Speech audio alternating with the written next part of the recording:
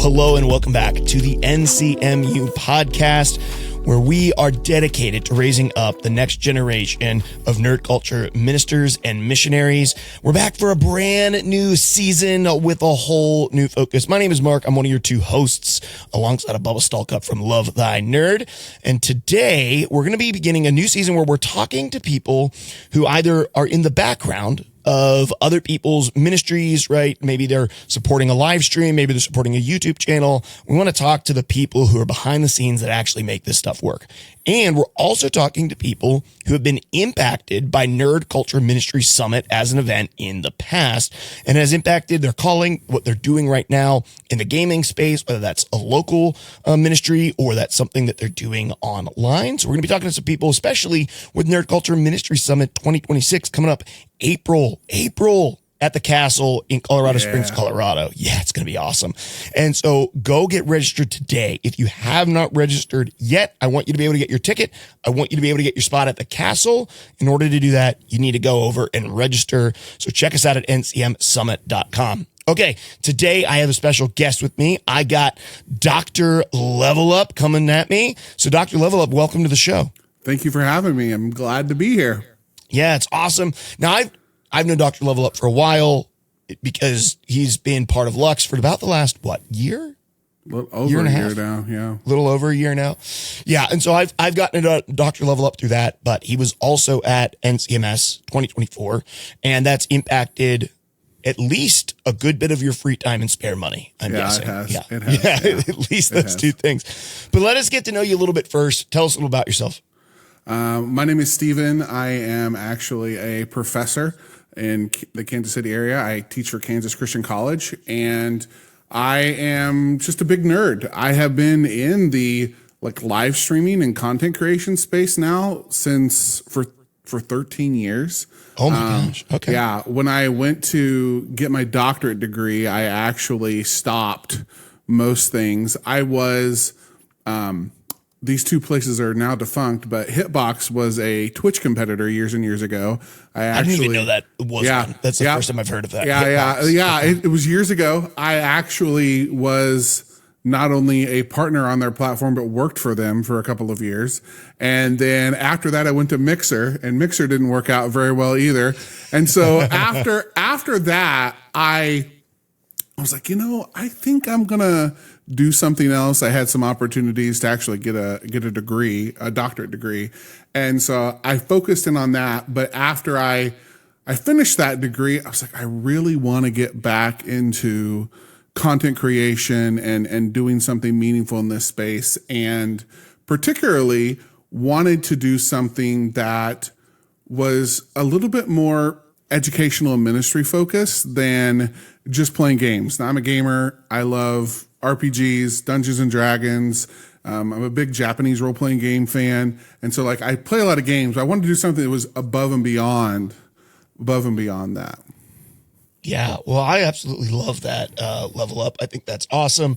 I love your heart for, wanting to get back in. And 13 years, that's a lot of time, man. Yeah. That's a long time ago that you started. What was the thing that kind of got you started in content creation and streaming in the first place? Were you creating for a game? Were you creating for something adjacent? I started watching Twitch right when Twitch became Twitch, and it was Justin TV before. And I started watching it and fell in love with it. I thought, this is the coolest thing ever, that people get to come together and celebrate these sorts of things. And I started streaming on Twitch for a while, but then I had some opportunities to connect with other platforms and places and thought, well, I'll try something a little bit different. I had some friends on these other platforms. And so, yeah, just different things. Clearly it's the live streaming space is very interesting when it comes to different platforms and how they try to compete. Twitch has just always been the number one for now. But yeah, I've been in that space for a pretty long time, partnered on two other platforms besides Twitch. But it was really when Mixer went down, I was feeling a little bit disheartened. I was like, I gotta do something. I don't want to say more meaningful with my life, but something that might have a little bit of a longer impact on me personally with my career. And honestly, my doctorate degree and everything there feeds into what I'm doing now with the guiding lantern. Yeah. Okay, Dr. Level Up. So doing content, a couple different platforms, got pulled away from that for a season, coming back to it now as the guiding lantern. So tell me a little bit about that. Like, what are you doing with the guiding lantern? I know a little bit about it, but to be honest with you, when you first came to me and we talked a little bit about it, and I think we had a meeting at one point, and you and I were kind of like talking through what that looks like and how to get started, and which you probably knew more than me as somebody who had already created content on 2 platforms and been successful. But we chatted a little bit about that. And you literally I was like looking up and Googling some of the people that the guiding lantern was going to mimic. And A, I thought it was brilliant, but B, I literally did not know that this existed. Like, I had no idea. So tell me a little bit about the inspiration and what it is that you're doing right now. Yeah. So the idea of a tavern keeper short form video content is not original with me. During the pandemic, this actually became really, really popular. People were looking for cozy, kind of meaningful, warm places online. TikTok was really taking off at that point. And probably a lot of people have heard of Quincy's Tavern, which is one of the creators that inspired this. I love his approach to storytelling, the warmth that he brings to it. And I'd always thought, man, that might be fun to do myself. But I wanted to bring a different spin to it. The cozy vibes are great. I'm all for it. The warmth, clearly I use the warmth. It's all in the aesthetic here. But I wanted to teach principles a little bit more than some of these other, what we would call tavern core creators do. Mm-hmm. And so I really wanted to teach leadership principles. I teach leadership. That's my main discipline. I wanted to teach leadership principles. I wanted to teach character growth principles, a little bit more in depth. And I wanted to do it all from a biblical worldview without making it inherently Christian. Doc, the character that I play inside the Guiding Lantern, is in some sort of multiverse, Dungeons and Dragons adjacent place, right? He's not in the real world. He's not a Christian, right? But how do I express those ideas from a biblical worldview to connect with people? And then through the comment sections and chats over Discord, we can have conversations about what the Bible might actually have to say about some of these concepts. And I sprinkle little things here and there.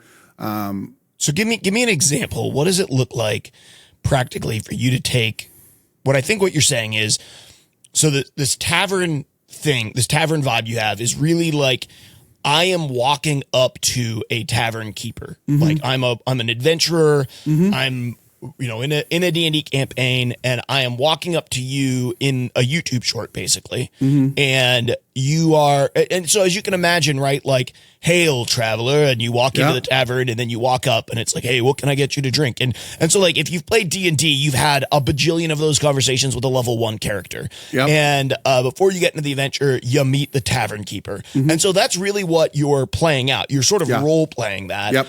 And in this, you have this sort of like what anybody might have today at a microbrewery, right?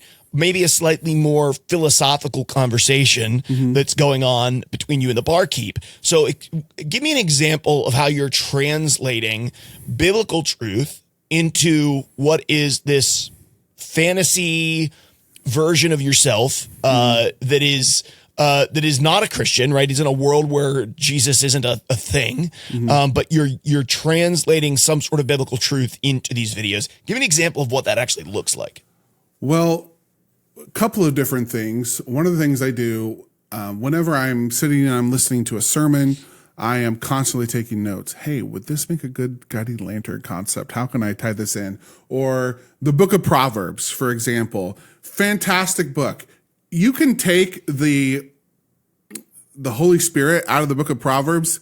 Now, I'm not doing that, right? But you can take the Holy Spirit out of the book of Proverbs. Like, man, this is 31 chapters of really solid advice right here. Yes. And I'm going to take this and I'm going to translate it into something that this adventurer is hearing for the first time, or in kind of the lore of the universe I've created. There's a captain of the guard who often comes and visits and shares with Doc his troubles with leading and like some of the things that he's facing.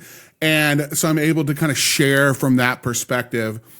And the other piece of it is like, and this is the challenge, I don't want TikTok or YouTube to put me in the Christian algorithm. Like that is not what I'm looking for here. I love that. And that's a fine line to walk, right? It's really challenging to try to make sure that people who are not Christians are seeing this content regularly, because it'll double down. If you start talking about the Bible and Jesus, it will put you down a very Christian coded algorithm. Whereas when you're a little bit broader, it gets seen by a lot more people. And I can tell, particularly on TikTok, when I see a few new followers come in after I put out a video and I click on their profile and I see what they're into, what they believe, you can find out their worldview through their profile picture really, really quickly. Yep. And so going back to some of the things that we were taught at NCMS and that we kind of believe as this community,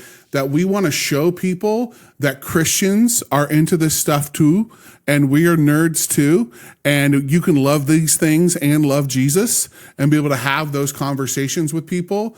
I have a particular individual who comments on every single one of my YouTube shorts every single time with something. They either share an experience from a D&D campaign they're playing and like their character and how they relate to what Doc said, or they talk about what's going on in their life. Yeah. And one time they said, hey, I'm just going through this. And I responded back and I gave a little bit of practical advice. And I also responded, said, hey, I will be praying for you. And they responded back and were just like shocked that they heard that in a good way, right? It was a good shock. And just like, hey, wow, well, I really, really appreciate that. It's nice to know that you care that much. And just little things like that. I don't feel a call to be directly evangelistic in this space. That's not what I feel. I want to open the door to those conversations. I want to be able to lead people to places like Lux Digital Church. I want to be able to lead people to places like, other great Christian live streamers out there that are making inherently Christian content. I want to use my reach to retweet and post some of their stuff. And so people kind of begin to see and have exposure to that. But for me, like, I want to be the tavern keeper. They come into town. I want them to find me, and then they can get to know this community that I'm a part of. And that's ultimately kind of my dream and goal here with this. And then above and beyond that, like, I want people to walk away with something tangible. Doesn't matter what they believe. When they walk away from one of my videos, I want them to feel inspired, that they learned something, that they maybe saw a new perspective about leadership or life that they hadn't before. Yeah. Dr. Love, there's a couple things in there that I think are a couple things in that whole thing I think are really golden. And I think there's probably a lot of Christians out there that want to see their faith and the things that they love merge and meet. And the first thing you talked about was not wanting to end up in the Christian algorithm. And I think for a lot of people, they get into this with a purpose of reaching people, of meeting people where they are. But then over time, what they recognize is it's easier to grow if you can slide into the Christian algorithm. And so they get into that, but then they very quickly kind of become insulated against anybody who's not just a Christian on the internet. And they very quickly struggle to meet. Now, that's not the case for everybody. And I think there's some people that do this very well. But I think a lot of people, especially smaller creators, newer creators, fall into the Christian algorithm trap. And so I thought that was really, really, really great advice. How do you really go about practically staying out of that Christian algorithm and getting in front of a different group of people. Obviously, you're not quoting Proverbs, but in very similar way, like that's what I did with my podcast years ago, right? The podcast that eventually became the platform that we launched our church from. I was doing words of wisdom at the end, which was really just reworded Proverbs. And it was reworded in such a way that a non-believer didn't know, but most Christians listening to it could identify that seems like biblical wisdom to me, even if I wasn't quoting from the Bible. So I know that's how I did it, right? I would take a proverb, I would think about it, reword it, think how it applied to my life, give a couple of thoughts about life. I would give a thought about like, hey, about rest at the end, how important it was that we were actually restored. And of course, I'm really just talking about the biblical principles and around Sabbath, but I'm not saying Sabbath in it. Right. So how have you gone about staying out of the Christian algorithm when it would be so tempting to just become the Christian version of all of the other tavern keeper creators out there? Well, I take inspiration from guys like Tolkien and C.S. Lewis, right? They created worlds and lore that are adjacent to Christian principles and Christian ideas, and through, ideas about redemption and all of these different things, they expressed, real biblical concepts. And so I'm trying to do that in this particular environment. And it's been something that's a constant experiment, because I'm always, I started this, I had no idea how to make a good short form video. I go back and I look at the ones I started back in June in comparison to now, they're a lot better. And so I'm first honestly learning how to make good short form video. And then above and beyond that, I now have a lore Bible for the Guiding Lantern. What are the places and the things and the people that I've talked about, so I can begin to start to do a little bit more storytelling? It's really challenging in 60 seconds to do that, but I really believe that I'm going to be able to, and that's one of my goals for the coming year, start to tell these really short redemptive stories. So someone who comes up and sees Doc at the tavern is dealing with this particular challenge or struggle, and I might be able to walk them through a couple of ideas that would be, help them see their life in a different way. I'm working on a set of scripts where I basically take this young man who has been part of the evil guild that's nearby, called the Black Mark Guild, and help him find his way out of that and out of that evil space and into something more life-giving, right? And so trying to do some little things like that people like, they're clearly rooted in biblical values. And then the other thing I do, if I really want to directly quote scripture, you'll often hear in the videos, Doc will say something like this: well, I read in one of the ancient texts, or I read in one of this old tome, and I pull out a scroll and I have I quote the Bible almost verbatim.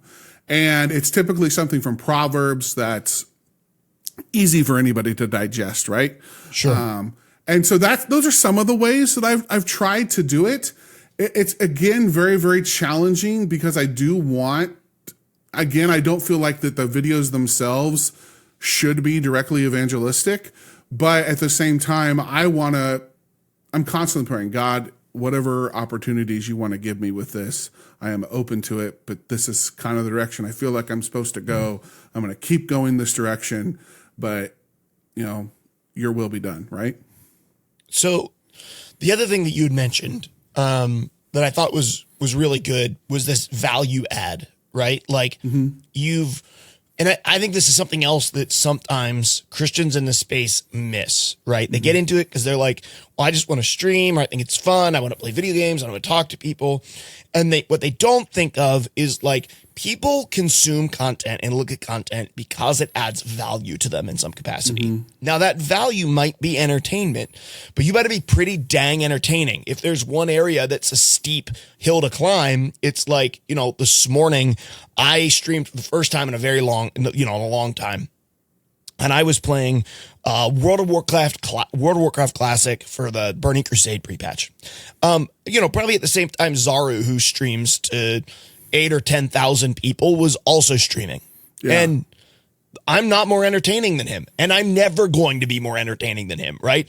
And to be honest, I don't have the value add of teaching you how to PvP really well. I don't have the value add of knowing more about the world and lore and tips and tricks for getting better. I don't have the value add of watching me compete in a leveling competition. I don't have the value add of showing you a new raid and teaching you how to work your way through it. I don't really have any value add at all when I go live. I'm just going live because for me, I'm connecting with a couple of people, and that's the value that I add. Is there's a couple of people from my church that pop in. A lot of times, I think as streamers and people especially get into the content creation space, they're not thinking about the value add and the reason why someone will watch your content, click subscribe, and maybe come back. So, what is the main goal for the Guiding Lantern in terms of what is, if you had like one value that you are consistently trying to add to people's lives who are taking their time to watch your content and interact with it? What's the value you're trying to add to them?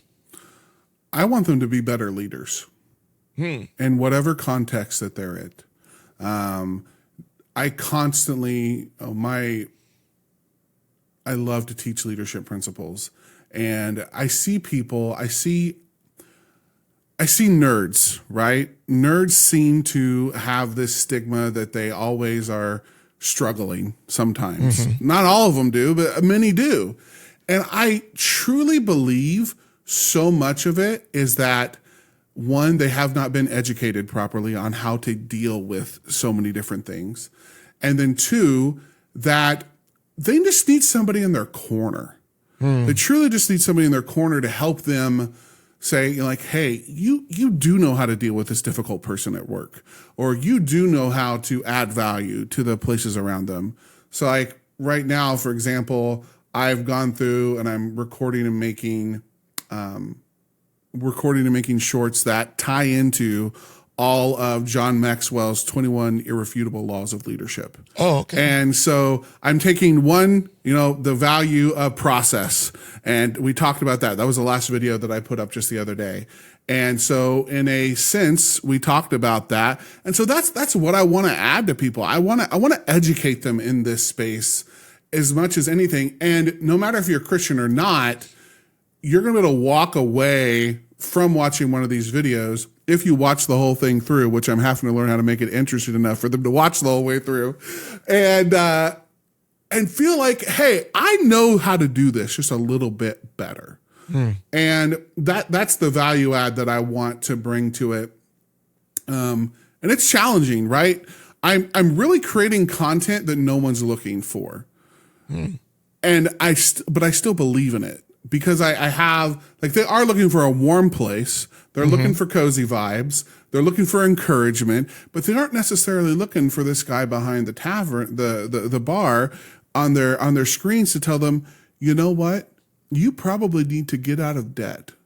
They're not looking for that. But it's true. Like, hey, I know you're really into all this stuff. You want to buy this new set of armor, but your old armor still functions just fine. Save up. Don't go into debt to buy a +1 dagger, right? Like things like that. And letting some of that translate into things. And always, every video, and this I believe is God telling me to keep going.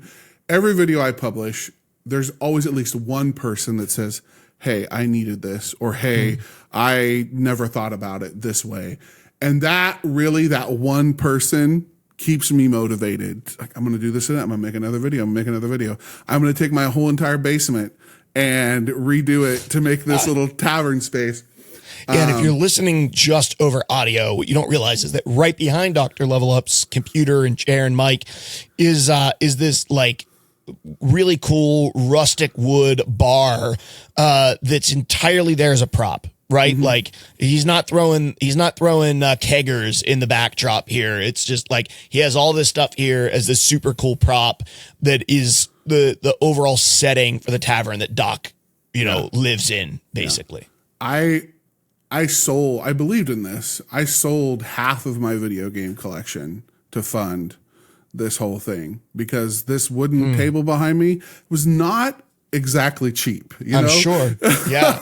And so I believed it. I wanted to do it. And I told my wife, I'm like, hey, I really want to do this. I don't want it to really come out of our budget, too much. But, and so I'm like, I just started throwing stuff on eBay. I'm just like, I'm going to eBay stuff. I don't need this anymore, cause I really believe and wanted to do this.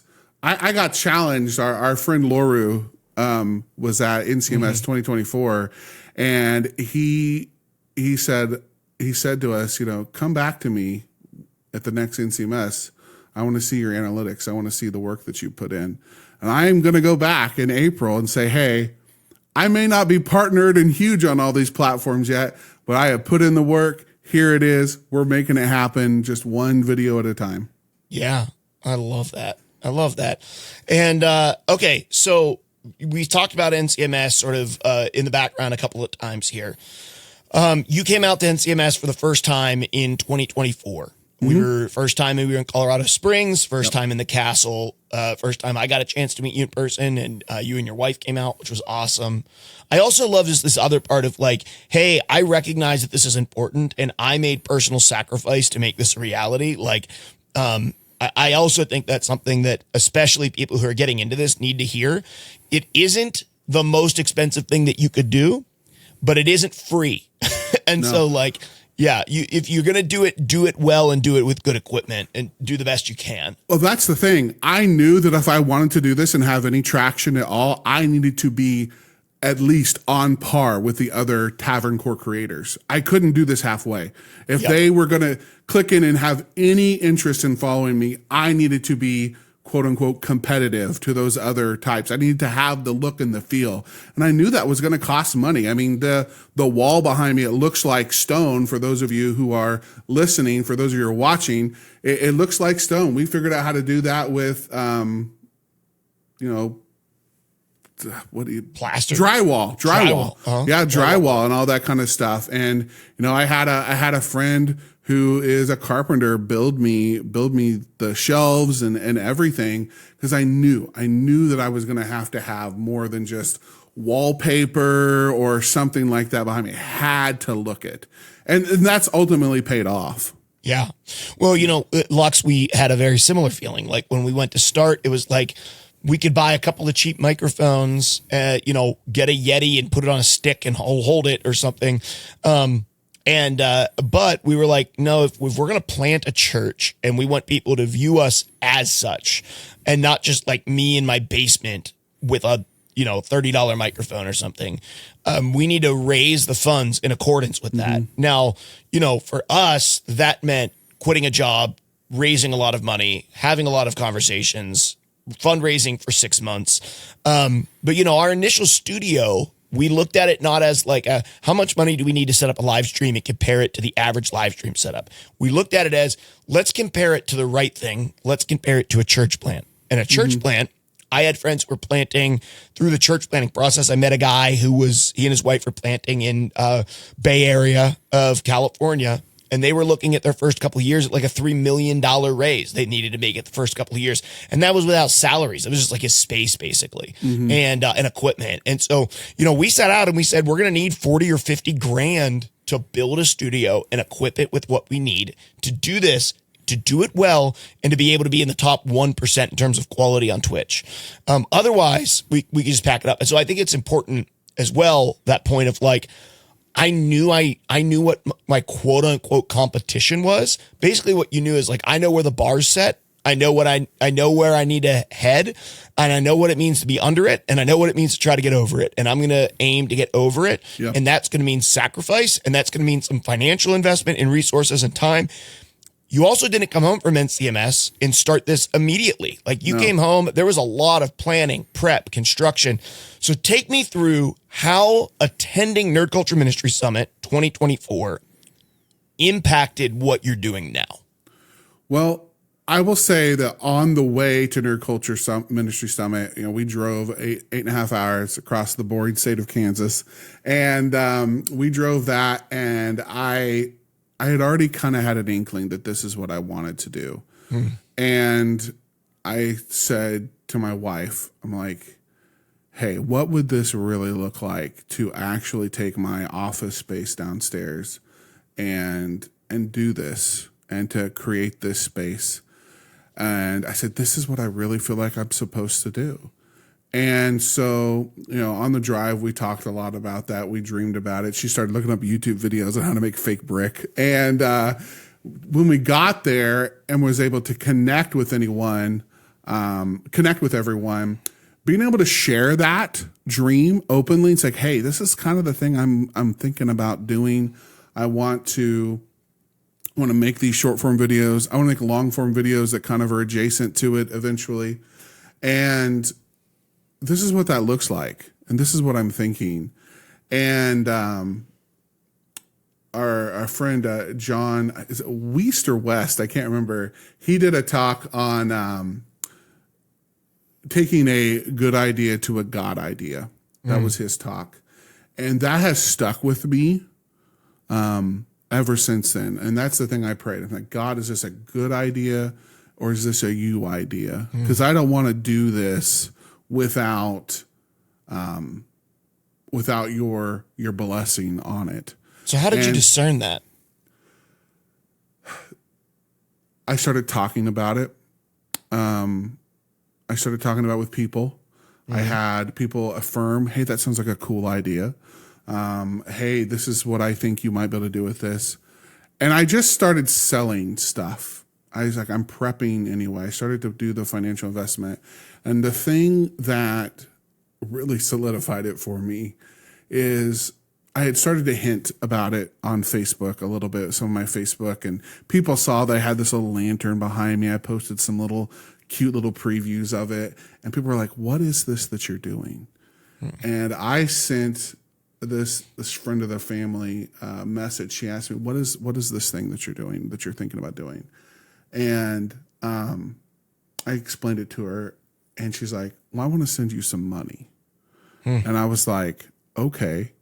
I was thinking she wanted to send me like $25. Sure.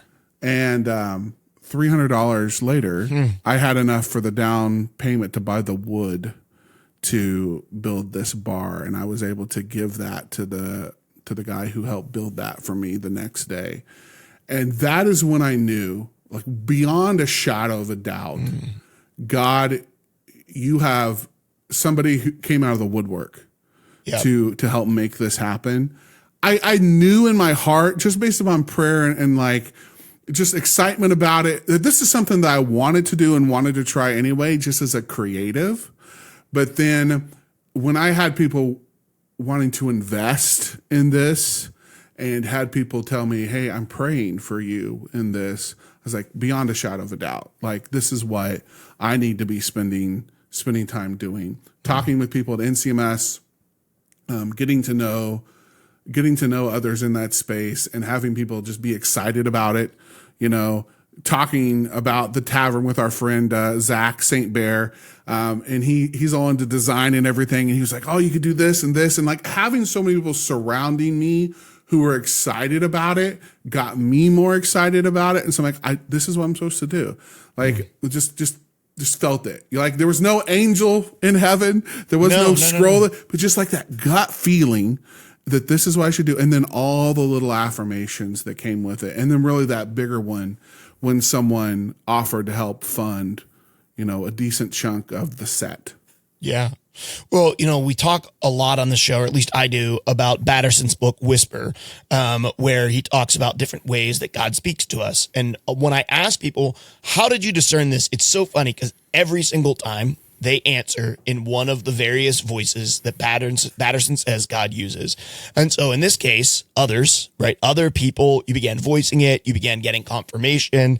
I remember having the same thing, voicing it with my wife, my dream, and having her not feel like it was insane or I shouldn't do it. And I was like, well, my goodness, if that's not confirmation, I don't know what is. So if you don't know my wife, like she has a little bit of nerd in her, but not very much. Yeah. And, so there's that. And then also you speaking like, no, like eventually God just opened a door, and a door is sometimes finances. Sometimes it's finances. Sometimes it's a space, right? Sometimes it's, actually I randomly have a tavern set up at my house and I'm not using it anymore. Can I give it to you? Right. Like sometimes there's random things that do confirm it, but God will eventually open doors. So you went to NCMS, talked with a bunch of people. had that dream that you were really fostering and talking with your wife about on the way out confirmed, what do you think was the most helpful thing that actually spurred you into like doing it outside of John's message, his keynote? Playing Dungeons and Dragons for the first time.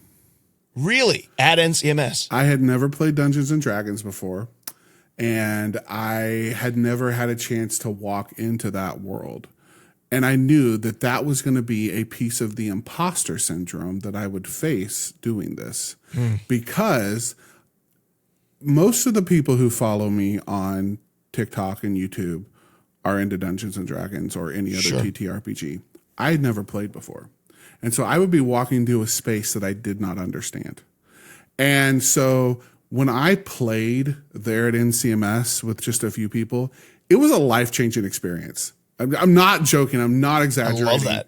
It was a life-changing experience to be able to step into this little space and have just a blast for 3 hours doing this one shot and hanging out. And I was like, oh, I get it now. I see why people love this. Love this. And now I play every single week. Yeah. And so you'll clear out a lot of your life for D&D once you get hooked. Yeah. And that's a whole other thing that I'm involved with now, doing a Dungeons and Dragons ministry with, I'll give them a shout out, our friends Campfires and Dragons, doing that with them and making content around Dungeons and Dragons and playing a character and doing that and trying to be a Christian in that space. And so like that has become part of this that I would not be doing right now.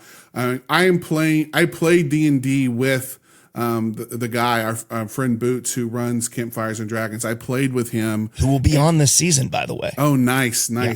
And I played with him, and he told me, he's like, I knew that I wanted you to be involved with this because of our experience there at NCMS. So it had great networking opportunities. We got to play together. We got to have a good time together. And so like all of those things culminating together, when we drove home, I was like, we're going to do this, right? And it took several months. NCMS 2024 was in November, and I did not do my first video until June of the next year.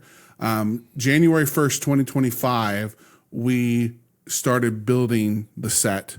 And it took about 6 months to, because, we're busy. We got lives. We got other things going on. It took about 6 months for everything to be built, for everything, the brick to be done, to be painted, everything. And I started without shelves, and that actually was part of the lore in the first few videos. Once I had this bar top and everything behind me done, I was like, we're making videos. And we didn't have shelves for many, many months. But, it's like, I'm going to do this, right? I'm going to put in the reps. I'm going to learn how to do this. And I'm excited, like, it seems so small, but hitting 1,000 followers on TikTok, it was like, wow, this is cool. This is like more affirmation that I'm actually doing this. And, seeing things slowly grow and seeing interaction and learning. There's so much that I need to learn about short form video creation that I just simply do not know. And I've now had to become a student of that. Yeah. And learn how to make good videos. And sure, while I'd love to stream, like I could spend a bunch of time streaming too, but I'm like, no, I actually really need to niche down and learn how to make better videos. And so that's been my thing. And so many people in this space, they default to live streaming. And I understand that, right? And there are many people who have very effective ministries live streaming, and I'm all for it. But we're almost getting kind of saturated in that space. And it's time to start looking at other places like TikTok, YouTube Shorts, like all these other places to start to make content to build the kingdom through nerd culture ministry. Yeah, I love that. And I've said for a long time, digital ministry, digital church, nerd ministry is so iterative. It's such a creative space, and it is a space that allows and permits for you to do so many different things. It is a shame when we see one thing that worked for somebody and we end up sort of like falling into just doing that. And it's always been my encouragement to people, like, explore other things, continue to explore other things. And so anyway, so that's just been one of the things that I love about what you're doing is it is just it's different and it fits in. So I always close out an episode asking this of a guest. I always ask them, like, okay, you're over 6 months, 7-8 months into making videos now. You're a little over a year and about 2 months, 2.5 months from when you first began really seriously considering this and being at NCMS. So take me back to the version of Dr. Level Up a day or so before you and your wife packed up the car and headed to NCMS. That guy. And this can be really practical. It can be spiritual. It doesn't have to be deep. But what is the one piece of advice you would give him, knowing what you know now, things that you didn't know then? What would be the one thing that you would say? Start learning how to make short form videos. Learn the art, learn the craft of short form video creation. I hadn't even really spent a lot of time watching it, other than just a few things, like you need to actually take time every day and scroll TikTok and Instagram Reels and learn how to do this stuff. You need to look up how to actually create this content. You've seen it done. Now you've got to learn how to do it. And I think it's important that you do it with a certain mindset, right? It's not you're not just thumb flicking to be entertained. You're not looking for, the dopamine hits. You're intentionally looking to learn. I think that's an important criteria. Absolutely. You need to actually be involved in this space and start having conversations in comments with people. That was part of it that I hadn't started doing. So I started commenting as my old username, just on different Tavern Core creators and different things that are Dungeons and Dragons adjacent, and just kind of getting myself out there in that space. And, now it's kind of funny. I'll have people comment and be like, "Oh, you're that new tavern guy. I haven't come across your videos yet, but you're the new one, right?" And I'm like, "Yeah, I am." Like, welcome to the community. Yeah, welcome to the community. And so that's the thing. I needed to learn. Like, there is an art to short form video creation, and I am still learning it. And the other thing is, like, realize that it's going to take time. I was very impatient when I first started. Like, I really wanted to start making videos January 1, and I almost considered they would have sucked because I wouldn't have had the space. I wouldn't have started with the oomph that it really needed to start well. And so being patient and going through the process. And then the other thing is, like, let it truly be a form of creative expression. Have fun with it. Because if you're not having fun with it, no one else is going to want to watch your videos. So just kind of leaning into it and learning. And that's the thing I'm going to continue to do. That's really one of my big focuses. We have, at NCMS 2026, Denver Moore, right? He's a big YouTuber. He's going to be there. And I am so looking forward to sitting and learning from him on how to do some of this better. And no, that's a thing I'm constantly studying now, is short form and eventually long form video creation. Yeah. Well, if you guys don't know, Denver Moore was on last season. If you want to check him out, he doesn't make his own content, but he does manage several channels that he's taken into the millions of subscribers. And what he's going to be doing for his 3-hour workshop is every person who's coming to NCMS is going to have the opportunity to put their name in a basket. If you're coming to his workshop, he is going to pull out 5 or 6 names, and he is going to review coach 5 or 6 different channels live during the workshop to help people see what he sees. Just for the record, I know what his coaching fee is for 30 minutes of his time. Mm-hmm. Let's just put it this way. If you grabbed 30 minutes of his time, you are probably getting more than 4 or 5 times the price of your ticket in value if he ends up pulling one of yours. And probably just sitting there listening to him do the coaching as somebody who professionally, this is what he does full time, you'll get plenty of value if you attended that, even if yours isn't one of the channels that he pulls out of a hat and decides to take a look at live. But be prepared, because there's a good chance he is going to pull yours out and put it up on a screen and show it live. And there's not confirmation yet, but we're pretty close to confirming that one of the channels that Denver manages that is in the millions of subscribers is a channel that you wouldn't know is Christian necessarily, but you wouldn't think it's non-Christian. And one of the creators who are on that channel are a believer. And I'm not making any announcements, but the hope is that one of those YouTubers of the channel that he runs is going to be there with him to help with the coaching and to go over the stuff that they do. And I have watched some of their content, and they do some wild stuff, like super cool, really fun things in their videos. And so hopefully there'll be a good thing to come and check out as well if he's there with us. So with all of that being said, Dr. Level Up, thank you so much for coming and sharing your story about how NCMS has impacted you and about what it is that you're doing at the Guiding Lantern. What's the best way for people to kind of get connected with what you're doing out there without steering you into the Christian algorithm? You know, pull out your non-Christian accounts, kids, to follow. No, it's fine. I'm happy to have anybody follow me. Really honestly, just look up The Guiding Lantern. You'll see my face or a lantern. TikTok is honestly where it's happening the most. Okay. So yeah. And I would say it's kind of popping off on YouTube, honestly. It's getting there. It's getting there. But yeah, again, I got a lot to learn. So on TikTok, it's at The Guiding Lantern is how you would find me. And then on YouTube, it's The Guiding Lantern YT. The Guiding Lantern YT. Okay, dope. Well, be sure to go check those things out. Guys, once again, right now is the time to register for NCMS. Tickets are selling, and we will run out of rooms at the castle. We don't want you to miss out on that. We recognize the fact that there's a little bit of sticker shock because you're buying your room and your food and your ticket all at the same time, but it's actually a really inexpensive ticket for a conference. And in comparison to a lot of the local places around Colorado Springs, the housing is pretty on par as well. However, if you're like someone who likes to shop around and you just want to pick up your ticket, book a local Airbnb, you can do that as well. You don't need to book food. You don't need to book a stay. You can just jump on there, pick up your ticket for $100 and come out and join us, do your travel and all of your other stuff separate, your housing separate if it seems overwhelming to you to pick up that ticket and the price of your room at the castle all at the same time.